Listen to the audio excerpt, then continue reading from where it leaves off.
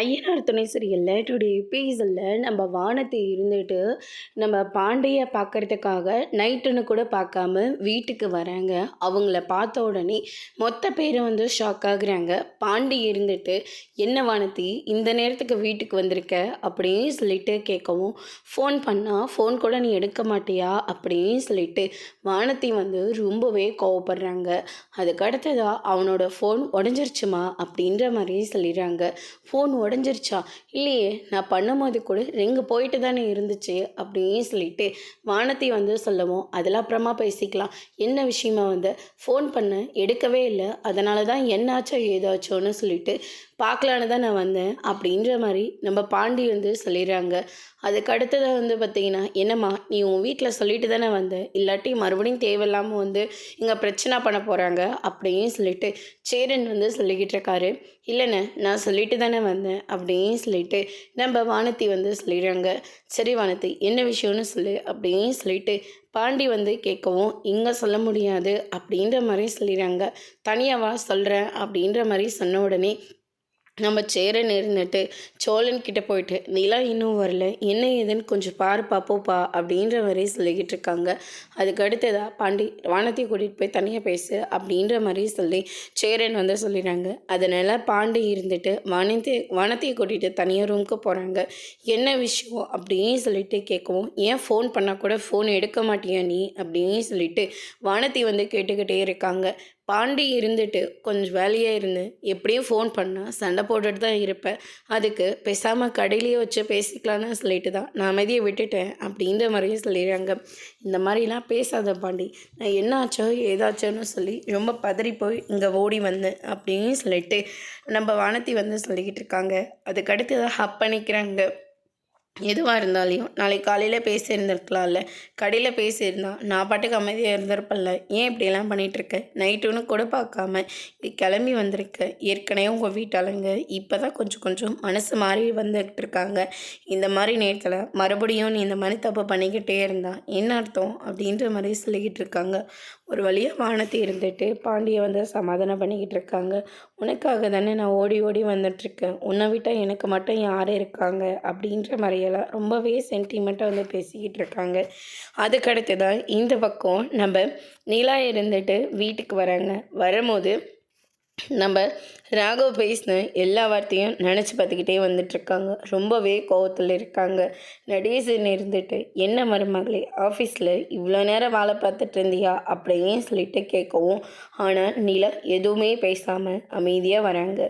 என்ன இது, என்கிட்ட பேசாமல் தான் போகவே மாட்டேன், ஆனால் இன்றைக்கி பேசாமல் போகிற, அதுவும் கோவமாக வேறு இருக்க, என்னாச்சுமா அப்படின்னு சொல்லிட்டு கேட்கவும், அதுக்கு அடுத்ததாக சேரன் இருந்துட்டு, வாமா இப்போ தான் உன்னை பற்றி சோழன்கிட்ட சொல்லிக்கிட்டு இருந்தேன், இவ்வளோ நேரம் ஆச்சு, போயிட்டு எதுக்கும் பஸ் ஸ்டாண்டில் நின்று கூட்டிக்கிட்டு வா, அப்படி இல்லைனாக்கா நேராக ஆஃபீஸ்க்கு போயிட்டு கூட்டிகிட்டு வான்னு இப்போ தான்ப்பா சொல்லிகிட்டு இருந்தேன் அப்படின்ற மாதிரி சொல்லிடுறாங்க. உங்களுக்கு கொஞ்சமாவது அறிவு இருக்கா அப்படின்னு சொல்லிட்டு நிலா ஆரம்பிக்கிறாங்க. எல்லாருமே ஷாக் ஆகுறாங்க. என்னப்பா ஆச்சு அப்படி, உனக்கு ஏதோ பிடிக்காத விதை நான் செஞ்சுருக்கேன்னு நினைக்கிறேன், ஆனால் என்ன விஷயம்னு எனக்கு தெரியல, யாராவது குடும்ப விஷயத்தை போய் வெளியில் சொல்லுவாங்களா? குடும்பத்தில் என்ன நடந்தாலும் ஒருத்தர் மாற்றி ஒருத்தர் விட்டு கொடுக்காம அவங்க மற்றவங்கக்கிட்ட பேசணும். ஆனால் நீங்கள் என்ன பண்ணி வச்சுருக்கீங்க, எவ்வளோ பெரிய காரியத்தை நீங்கள் பண்ணி வச்சுருக்குன்னு தெரியுமா? உங்கள் மேலே இருந்த எல்லா மரியாதையும் எனக்கு போயிடுச்சு அப்படின்ற மாதிரி சொல்லிடுறாங்க. அன்றைக்கி ராகவ் வீட்டுக்கு வந்தபோது கூட சோழன் என் தம்பி மாதிரி இருக்கான்னு நான் சொன்னேன்னா, இல்லை கசின் தானே, பொதுவாக தானே சொன்னேன், அவர்கிட்ட போயிட்டு சோழன் என்னுடைய ஹஸ்பண்ட் அப்படின்னு சொல்லிட்டு என் கல்யாண கதையெல்லாம் நான் அவர்கிட்ட நான் சொன்னேன்னா, யார்கிட்ட என்ன சொல்லணும் சொல்லக்கூடாதுன்னு எனக்கு தெரியுது, உங்களுக்கு முதல்ல தெரியுமா? நான் உங்களை எவ்வளோ எவ்வளோ வசந்த இடத்துல வச்சுருந்தேன் தெரியுமா? ஆனால் இப்போ எல்லாமே ஸ்பாயில் ஆகிடுச்சி, உங்களால் நான் எவ்வளோ தூரம் அசிங்கப்பட்டுட்டு வந்திருக்கேன்னு தெரியுமா அப்படின்ற மாதிரியே சொல்லிடுறாங்க. என்னப்பா ஆச்சு, நீ ஏதோ என்னால் ரொம்ப காயப்பட்டிருக்கேன்னு தெரியுது, காயப்பட்டிருக்கேனா, அவமானப்பட்டு கூனி குறுகி போய் இங்கே வந்திருக்கேன் அப்படின்ற மாதிரி சொல்லிடுறாங்க. ஆனால் என்னென்ன பண்ணேன், எனக்கும் ஒன்றும் புரியலடா அப்படின்ற மாதிரியே சொல்லிடுறாங்க. அதுக்கு அடுத்ததாக இன்றைக்கி நீங்கள் ராகவ போய் பார்த்தீங்களா?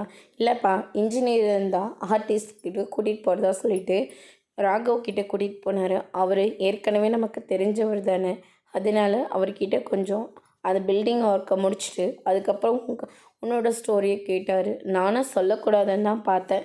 ஆனால் அவங்க நீங்கள் சோழனை எப்படி கல்யாணம் பண்ணிக்கிட்டீங்க அப்படி இப்படின்னு சொல்லி நிறைய கேள்விகள் கேட்க ஆரம்பிச்சிட்டாங்க. அதனால தான் உண்மையாக சொல்ல வேண்டியதாக போயிடுச்சு. அது மட்டும் இல்லை, நீ அன்னைக்கு கசின்னு வேற சொன்ன இல்லையா, அதனால தான் நான் உண்மையாக சொன்னேன் அப்படின்ற மாதிரியே சொல்லிடுறாங்க. கசின் தானே சொன்னேன், நான் உன்னை தப்பாக சொல்லலையே. அதுக்காக நீங்கள் இந்த மாதிரிலாம் செஞ்சு வைப்பீங்களா? அவரை என்னை நிற்க வச்சு கேள்வி மேலே கேள்வியாக கேட்க ஆரம்பிச்சிட்டாங்க தெரியுமா? எனக்கு கொஞ்ச நாளாவே தப்பான மெசேஜ் அனுப்புகிறான், தப்பான டைமிங்கில் ஃபோன் பண்ணுறான், இப்படி எல்லாத்தையுமே பண்ணிக்கிட்டே இருந்தாங்க. அதனால் இன்றைக்கி பளிச்சுன்னு என் சோழன் தான் என்னுடைய ஹஸ்பண்டை நான் சொல்லிட்டேன். அதோட வாயை மூடிட்டு அமைதியாக இருந்தான். எப்போ நீங்கள் அவர்கிட்ட கல்யாண விஷயத்த சொன்னீங்களோ அப்போவே உங்களுக்கு நடந்தது ஒரு ஃபேக் மேரேஜாமே. நீங்கள் உங்கள் வீட்டில் கல்யாணம் பிடிக்காமல் சோழன் டிரைவராக வந்திருக்காரு, அவர் கூட ஹெல்ப் கேட்டு நீங்கள் சென்னை வரைக்கும் வந்திருக்கீங்க. தனி எங்கே தங்குறதுன்னு தெரியாமல் உங்கள் வீட்டாளுங்க பிரச்சனை பண்ணதுனால அவரை நீங்கள் ஒரு ஃபேக் மேரேஜாக கல்யாணம் பண்ணிக்கிட்டீங்களாம். எனக்கு எல்லா விஷயமும் தெரியும். நீங்கள் எதுக்கு அந்த வீட்டில் இருக்கணும்? நான் ஒரு ஃப்ளாட் வாங்கி விடுறேன், நீங்கள் அங்கே இருங்க, நம்ம 2 பேரும் கல்யாணம் பண்ணிக்கலாம், டிவோர்ஸ் பண்ணிட்டோன்னு சொல்லி என்னை எப்படியெல்லாம் அசிங்கப்படுத்தி பேசினான் தெரியுமா அப்படின்ற மாதிரி சொல்லிடுறாங்க. இது எல்லாத்தையும் வானதி வந்து கேட்டுடுறாங்க. அதுக்கு அடுத்ததாக நம்ம சோழன் இருந்துட்டு ரொம்பவே கோவப்படுறாங்க. ஏன்னு அவங்கிட்ட போயிட்டு இந்த மாதிரியெல்லாம் சொல்லியிருக்க, உன்னை நினைக்கவே எனக்கு அவ்வளோ கோவம் வருதுன்னு அப்படின்னு சொல்லிட்டு கையை ஓங்கிட்டு போகிறாரு. பாண்டே இருந்துட்டு என்ன வேணாலும் இருக்கட்டும், நீ எதுக்காக அண்ணனை கையை முதல்ல கீழே இருக்கு, உனக்கு என்னப்பா, நீ சந்தோஷமாக இருக்க, ஆனால் நாங்கள் அப்படியா, ஏதோ ஒன்று நடந்துட்டு போட்டோன்னு சொல்லி அமைதியாக இருக்கல்ல, அதே மாதிரி இவரும் அமைதியாக இருக்க தொலைய வேண்டியதுன்னு எதுக்காக வீட்டு விஷயத்தெல்லாம் போய் வெளியாளுக்கிட்ட சொல்லிகிட்டு இருக்கணும்? அவன் ஒரு பாஸ், அவ்வளோ மட்டும்தான். எதுக்காக நீங்கள் உங்கள் வேலையை பார்க்க போனால் உங்கள் வேலையை மட்டும் நீங்கள் பார்க்க வேண்டியதுன்னு ஏன் பேச்சையும் நிலாவோட பேச்சையும் நீங்கள் எதுக்காக எடுக்கிறீங்க அப்படின்னு சொல்லிட்டு பயங்கரமாக சண்டை போடுறாங்க. பாண்டி நடுவில் வந்ததுனால பாண்டியை பிடிச்சும் கீழே தள்ளி விட்டுறாங்க. பாண்டி கொண்டுனா வானத்தை பார்த்துட்டு சும்மா இருப்பாங்களா? அவங்க வந்து சண்டைக்கு நிற்கிறாங்க. இப்போ அவர் என்னத்தை கேட்டாருன்னு சொல்லிட்டு அவரை நீங்கள் கீழே தள்ளி விட்டீங்க. கீழே தள்ளி விட்டதுனால அவருக்கு ஏதாவது ஒன்று ஆச்சுன்னா நீங்களாக வந்து பார்ப்பீங்க. இல்லை, உங்களுக்கு நடந்ததே ஒரு ஃபேக் மேரேஜ், இதில் வேற நீங்கள் பாஞ்சிக்கிட்டு வேறு வரீங்க. நானும் பாண்டியும் உண்மையாக லவ் பண்ணிகிட்ருக்கோம், கூடிய சீக்கிரமாகவும் கல்யாணமும் பண்ணிக்குவோம். ஆனால் நான் கடைக்கு வந்தால் ஏதோ ஒரு புழுவோ பார்க்குற மாதிரி பார்க்குறது, உங்களுக்கு வேறு வேலை இல்லையான்னு கேட்குறது, அதெல்லாம் உங்களுக்கு எதுக்கு? உண்மையாக லவ் பண்ணியிருந்தா எங்களை மாதிரி தான் நீங்களும் பண்ணியிருப்பீங்க. ஆனால் நீங்கள் ஃபேக் மேரேஜ் பொய்யா நடிச்சுக்கிட்டு இருக்கீங்க. இதை மட்டும்தானே, இன்னும் என்னென்னமோ இருக்கோ. இவங்க வந்ததுக்கப்புறமா தான் வீடே வெளிச்சமாக மாறிச்சான். வீட்டில் இவங்க இல்லைனா நிற்பாங்களாம், உட்காருனா உட்காருவாங்களே, விட்டால் எனக்கே மாமியார் நடந்துப்பாங்க போல இருக்குது. நான் எப்போ உங்ககிட்ட சொன்னேன் நான் மாமியாருன்னு அப்படின்னு சொல்லிட்டு நிலமும் வானத்தையும் மாறி மாறி சண்டை போட்டுக்கிறாங்க. அதுக்கடுத்ததாக பாண்டி இருந்துட்டு வானத்தையா அங்கேருந்து போக சொல்கிறாங்க. என்ன உங்கள் வீட்டில் இருக்கிறவங்க அசிங்கப்படுத்துகிறாங்க, எனக்காக சப்போர்ட் பண்ணி நீ ஒன்றும் பேச மாட்டேன், ஆனால் எங்கிட்ட நீ இவ்வளோ விஷயத்த மறைச்சிருக்கலன்னு சொல்லிட்டு வானத்தை சண்டை போட்டுட்டு அங்கேருந்து போகிறாங்க. சோழனும் சேரன்கிட்ட சண்டை போட்டுட்டு போகிறாங்க. அதோட இன்னைக்கான எபிசோட் முடிச்சிருக்காங்க.